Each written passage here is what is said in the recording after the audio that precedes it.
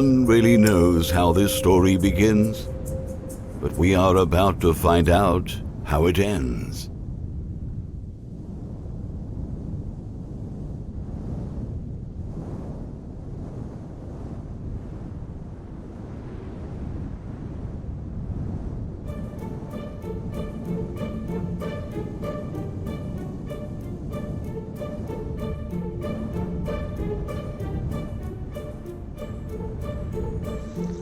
You may have already realized that Benedito and Osario led a very peculiar life. Living alone in the world with no ground beneath their feet could be a nightmare for most people, but for them, it was perfectly ordinary. And just like in the lives of ordinary people, there were calm days and stressful days. But as unlikely as it may seem, life went on relatively peacefully. Benedito and Osario had always been together, but they were as different as two brothers could be. Osario was careful, cautious, and prudent. Benedito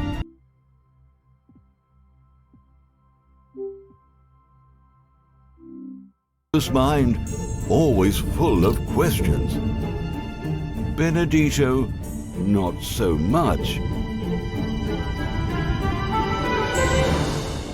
But none of this got in the way of their relationship.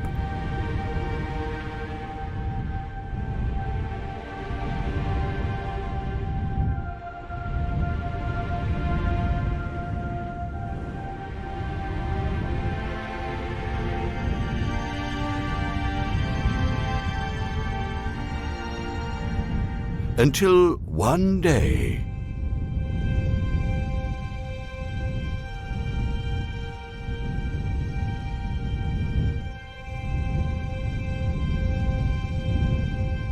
Osario became absorbed, watching fragments of a world he was never part of.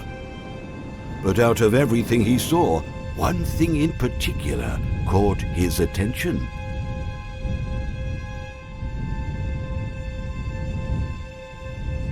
One dot.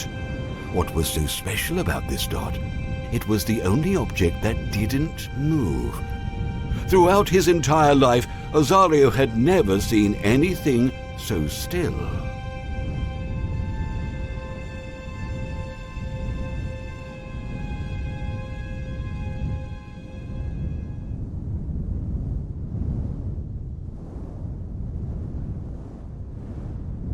The dot became Osario's obsession.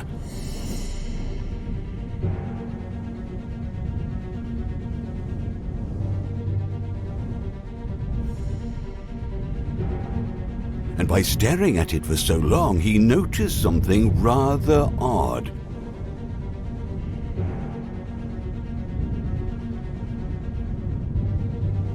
The dot grew bigger day by day.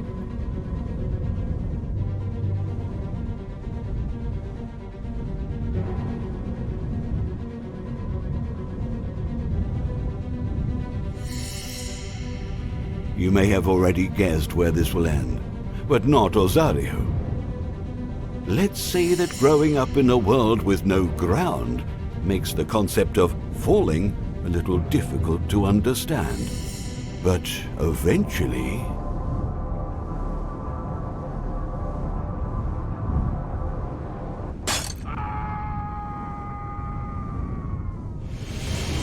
that was when, for the first time, Osario saw himself falling. And in a snap, everything that had always seemed peaceful and familiar became terrifying.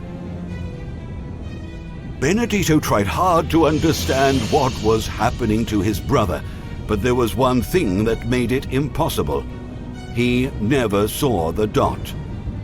The problem is that if you can't see the dot, you can't feel the fall. And if you can't feel the fall, you can't understand what Osario was going through. And in a world without words to express falling, vertigo, and the concept of height, Rosario struggled to explain himself, but the more he tried, the less Benedito understood. Even though tied together by a rope, it was as if they were no longer in the same place, and you could realize that just by looking at them.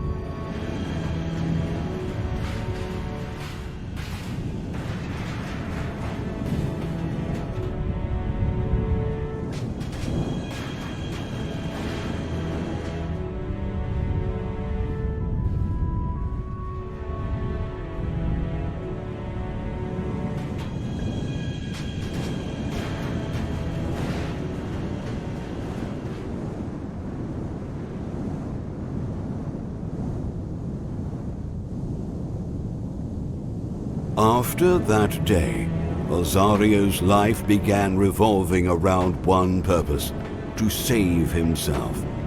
Benedito tried to participate, but he didn't feel the same sense of urgency his brother did.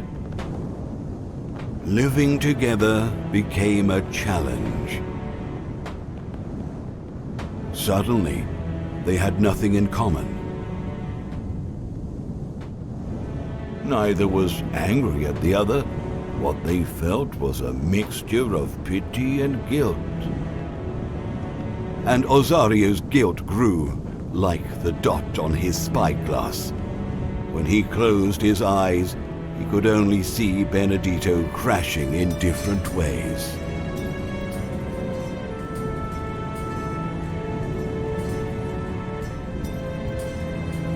It was then, out of arrogance, selfishness, and love, Rosario declared the dialogue over.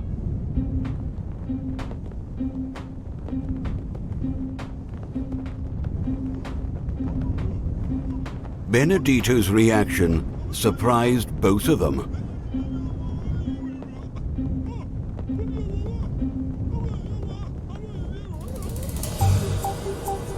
Rosario saw the desperation in his brother's eyes, but now he was the one who couldn't understand anything. The problem is that if you don't look around, you can't understand the breadth and depth of the world. And if you don't realize that breadth and depth, you can't understand the concept of claustrophobia in a world without walls. This could have been just another fight between them, but by impulse, chance, and inconsequence,